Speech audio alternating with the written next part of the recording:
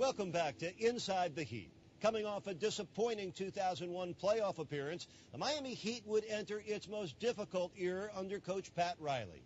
The Heat would struggle over the next 2 seasons and was in the midst of a major transition geared towards rebuilding.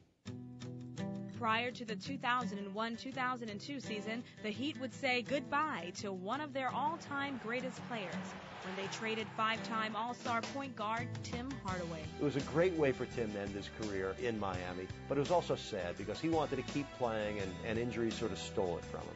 What a shot by Tim Hardaway!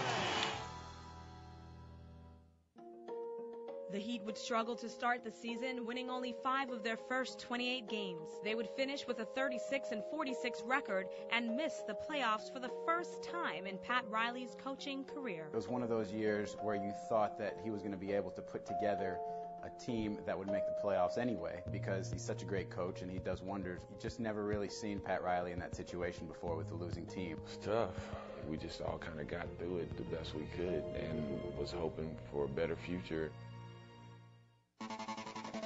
Miami's poor record positioned the Heat with the 10th pick in the 2002 NBA Draft. The Miami Heat select Caron Butler from the University of Connecticut. That's the most emotional pick. We had gone through a tough year, a losing year. It was important that the player we picked at 10 was going to be a good player for us and be a part of our rebuilding process. I'll never forget draft night when Caron Butler was still there at number 10, and Miami was very fortunate to have that happen. 3 years from now, people are going to be talking about this kid who slipped to 10 the same way they talk about Paul Pierce, who slipped to 10 also. Pat Riley got a lot of confidence in me, and I'm not going to let him down, and I'm not going to let myself down. I'm going to come in, and we're going to restore the feeling back in Miami.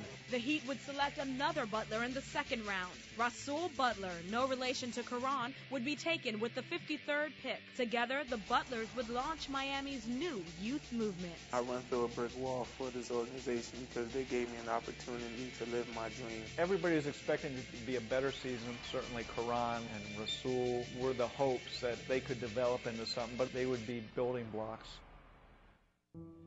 While the team was building new young players, its cornerstone would be stricken with another blow. Due to complications in his ongoing battle with kidney disease, Heat center Alonzo Mourning would sit out the entire 02-03 season. Their advice was that I take some time off because of the added stress on the body would make it difficult for me to recover faster.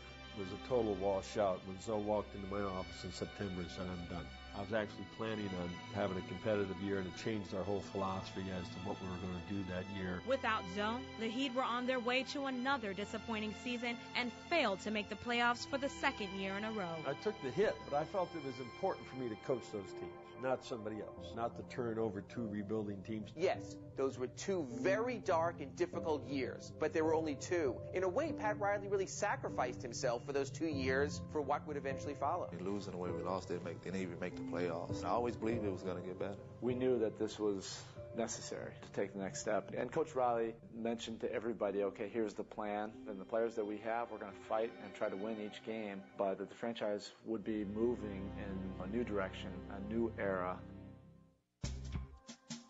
The end of the disappointing 02-03 season took Miami to Toronto on April 15th. Both the Heat and the Raptors had the same regular season records and would be battling for a 2003 draft pick.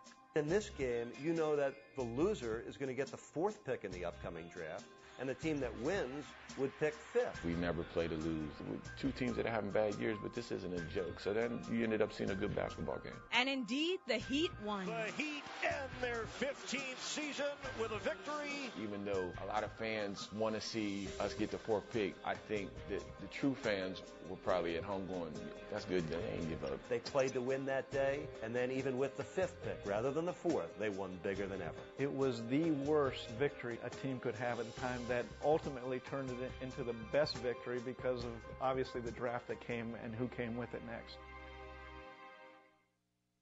Inside the Heat is brought to you by your South Florida Mercedes-Benz dealers. Love what you drive.